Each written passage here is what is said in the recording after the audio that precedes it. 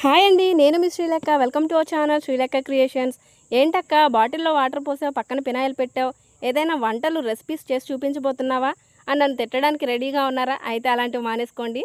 ఎందుకంటారా, చిన్నపిల్లలు ఉన్న ఇంట్లో నేను చూపించబోయే ఈ టిప్ చాలా అంటే చాలా బాగా యూజ్ అవుతుంది.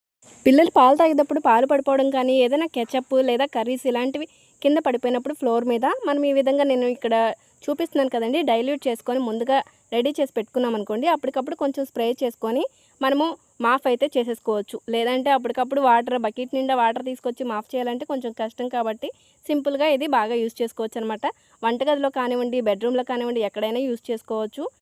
అదేవిధంగా వాష్రూమ్ కూడా నీట్గా బ్యాడ్ స్మెల్ రాకుండా ఉండాలంటే ఈ విధంగా లిక్విడ్ని మనము ముందుగా ప్రిపేర్ చేసుకొని పెట్టుకొని, ఎవరైతే వాష్రూమ్ని యూజ్ చేస్తారో వచ్చేటప్పుడు ఒకసారి స్ప్రే చేసి రమ్మని చెప్పామనుకోండి, నీట్గా ఉంటుంది, ఎలాంటి బ్యాడ్ స్మెల్ ఉండదు. అలాగే చిన్నవాళ్ళ నుంచి పెద్దవాళ్ళ వరకు ఆరోగ్యంగా ఉంటారు.